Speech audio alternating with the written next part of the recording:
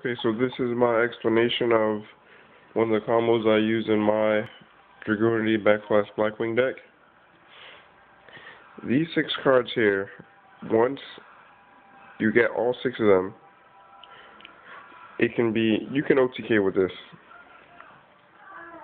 If you have for Light and Dark, well, the effect of Light and Darkness says that when this card is faced upon the field as a monster, he has to negate spell and trap cards and monster effects by losing 500 attack and defense.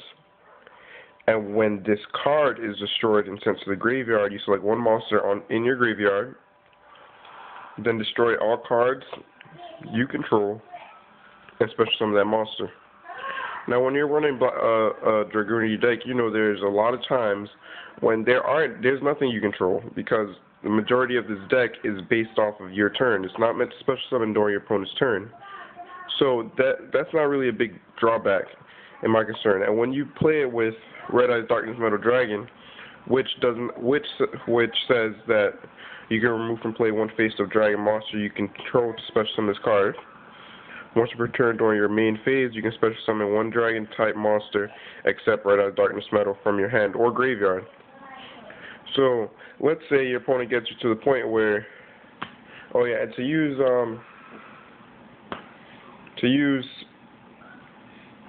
Light and Darkness's effect, you have to select your target first.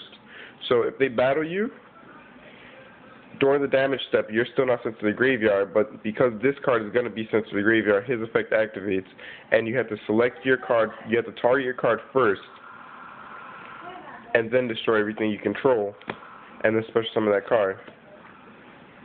So basically, if you have your Light and Darkness equipped to Leviathan, when it's destroyed, or when it's attacked or destroyed or anything like that, you make your target, you select your target, and then you destroy everything you control.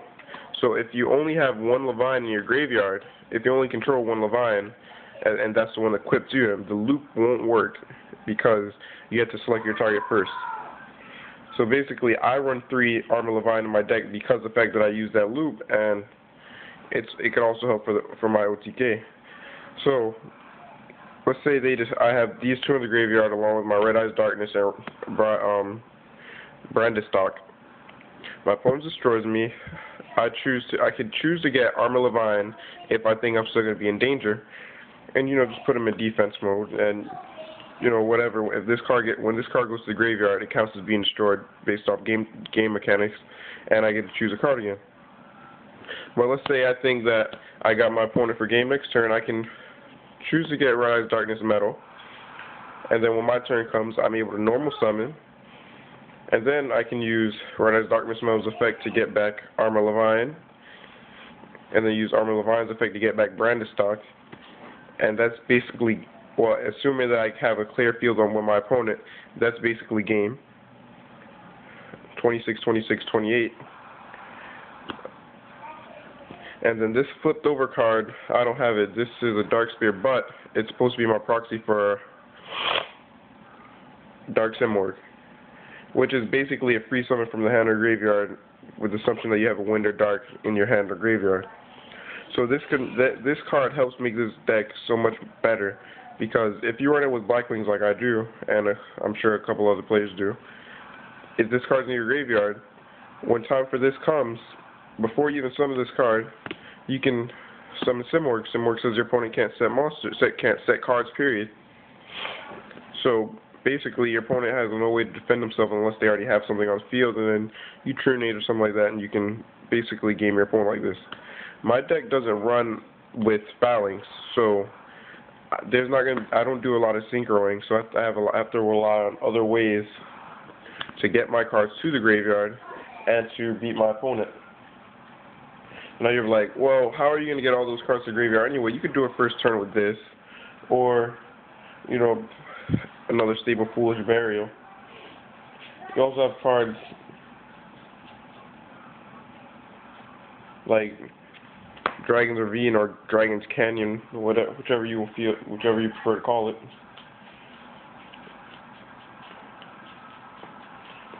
And Dragon's Ravine says you can pitch one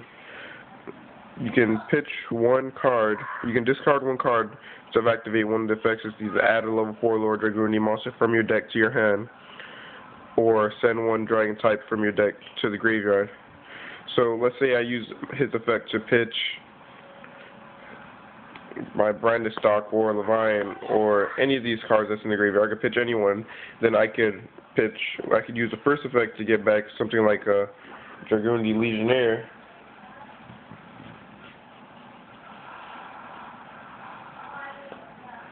And then when I bring out Legionnaire, I can use Legionnaire's effect to get back Brandisstock. And after I do that, I use Levian's effect to remove from play Legionnaire and get Brandisstock to the graveyard, and then get back Light and Darkness Dragon. And then you can set your opponent up for the OTK. That way, you can, you can Dark Hole yourself, just so you can get back your Red Eyes Darkness Metal. And then use the effect that gets back to Levian, and then use Levian's effect to get back Brandisstock. So basically your field won't be clear, even if you decide to Dark Hole yourself because of Light and Darkness Dragon, which I think is an awesome card to put in this deck. Some people don't run it. Maybe they feel that it's useless, but because I'm not using Failings, I can't make that choice. I really don't have much of a choice to keep my options open. If you run Phalanx, he's in the graveyard, you can get Levian, get Phalanx, use Phalanx effect to sink into, I guess, that 10-star, I guess that's Trident Dragon. Anyway, that was just an explanation of one of the main combos I use in my deck. And basically the only ways you can stop that combo is to Bryonic my Light and Darkness back to my hand, or you're gonna have to Bryonic Light and Darkness back to my hand. That's basically like the only way you're gonna be able to get that back. You have to get rid of Light and Darkness Dragon to stop that combo. You have to get rid of Light and Darkness Dragon by either removing it from play or sending it back to my hand. Which, besides Bryonic, I can't think of too many other ways you're gonna get spell and trap cards back to your opponent's hand. Anyway, thanks for watching.